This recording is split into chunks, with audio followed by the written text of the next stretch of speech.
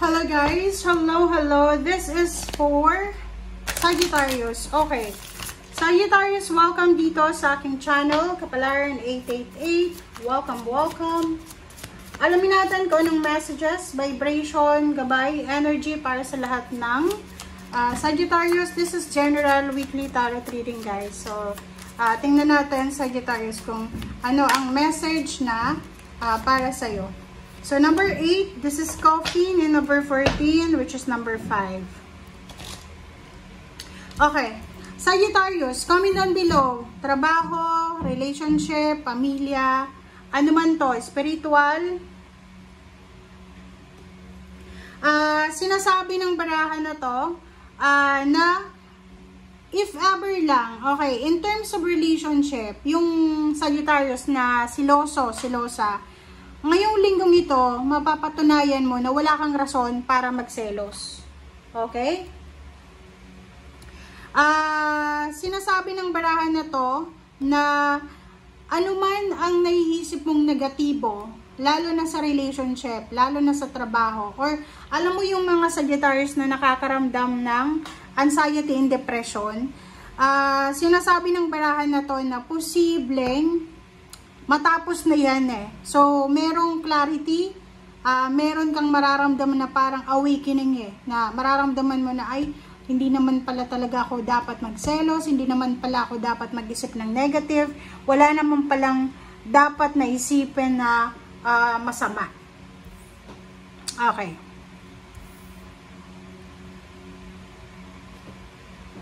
So, let's check.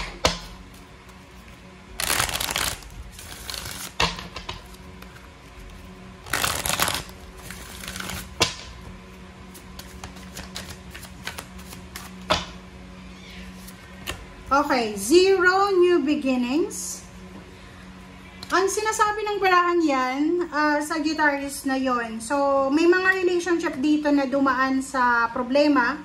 May mga third party siguro, or talagang tamang hinala lang. Or maybe financial problems na pinagdaanan sa past. Ang posibleng matatapos.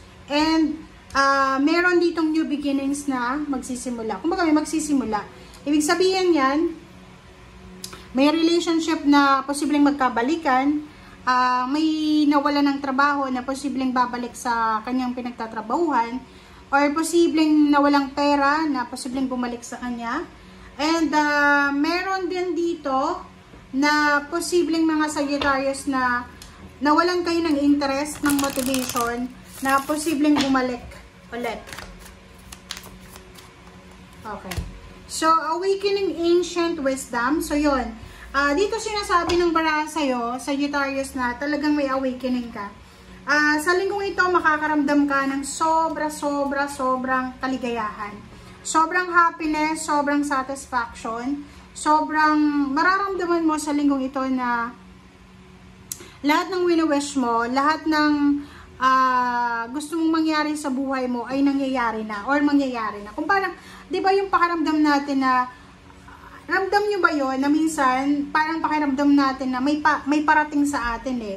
This awakening ancient wisdom, this is Ace of Cups. So, sinasabi ng baraha sa'yo dito, isang bagong pag-ibig, or bagong source of happiness, or bagong source of motivation, or source of financial, ang posibleng darating sa'yo, na pwedeng magdala sa'yo ng pagbabago talaga. Magbabago yung cycle ng buhay mo.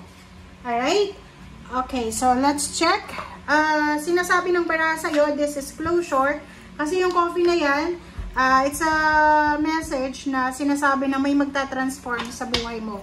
May magbabago, may matatapos ng problema, may magsisimula na posibleng magdala ng clarity, ng kaligayahan, ng new beginnings. Love life. So, sinasabi ng baraha dito na, okay, nakakapagod makipag-deal sa love life mo, pero nakikita ko sa'yo dito na maayos mo yung problema mo sa love life mo, sa diba? Dalawa yung Ace of Cups natin. So, sinasabi ng barahan na to na lahat ng sacrifices nyo, mapa-love life man yan, mapa-pera man yan, mapatrabaho man yan, ay posibleng magdadala sa inyo ng victory and success. Tower. sinasabi ng barahan na to na malaking bagay yung pagiging understanding natin, lalo na sa pera. Kasi minsan may mga mag-asawa, mag-boyfriend, girlfriend, mag-nanay, mag-tatay, magpapamilya, magkakapatid na sila ay nag-aaway-away because of financial problem. So dito sinasabi ng baraha na yung mga problema nyo sa finances, 'di ba? Kung mag-asawa kayo, mag-boyfriend, girlfriend, may mga pinag-aawayan kayo tungkol sa pera, 'di ba? Possible na ma-resolve nyo to. Ma-resolve nyo yung pag-aaway nyo and magkaroon kayo ng understanding sa bawat isa. Ten of Swords. So, sinasabi ng baraha sa'yo dito na there's a recovery, there's a healing, financial, emotional healing. May mga wish fulfillment na posibleng mangyari sa buhay mo. Regarding sa past and future, sinasabi ng baraha sa'yo dito na meron ditong Sagittarius na kayo ay posibleng nakikita ko siya dito na pwedeng ikaw ay may pangarap ka na makapunta ng ibang bansa. Kung nasa Pilipinas ka pa, pangarap mo na masubukan na pumunta ng ibang bansa para manirahan or magtrabaho. And nakikita ko siya dito na posibleng mangyari yan sa future. Mayroon din ditong nasa ibang bansa ka na and hindi ka kontento sa kung nasaan ka man sa ngayon. And ang gagawin mo, 'di ba?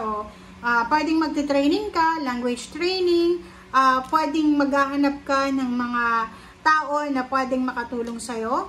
And sinasabi ng baraha sa'yo dito na lahat ng mga plano mo, okay, this is help, lahat ng mga plano mo na hindi natuloy sa nakaraan ay posibleng itutuloy mo na.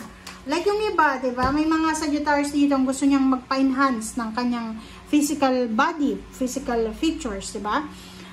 Nakikita ko sa'yo dito na isa sa mga rason kung bakit gusto mong kumita ng malaki, maging asensado. Kasi marami kang mga childhood trauma or childhood na inner child trauma na gusto mong i-heal siya. But sinasabi ng baraha sa'yo dito, the universe will give you the freedom, the opportunity, the possibility na lahat ng gugustuhin mo or ginusto mo dati na hindi nangyari ay posibleng mangyari. Kasi nandito yung nandito yung yung energy ng pagsisimula eh. Ibig sabihin, hindi lahat ng tao nabibigyan ng pagkakataon na makapagsimula eh. 'Di ba? Yung iba pag nalugmok na sa negosyo, lugmok na talaga. Pag nalugmok na sa relationship, sa bisyo, o sa kung ano pa man, hindi na nakaka-recover. Pero ikaw, sinasabi ng baraha sa'yo dito, kaya iwasan mo yung negativity. Iwasan mo yung sobrang pag-iisip ng negative, tamang hinala, selos, inggit, or kano pa man. Kasi you are super lucky eh. The universe will give you several times, several chances para makarecover ka sa kung ano yung nawala sa'yo. Kung saan ka nasaktan, kung sino yung nakasakit sa'yo, kung ano yung nawala sa'yo, kung ano yung kailangan mong makuha. Okay? Thank you guys for watching. Bye!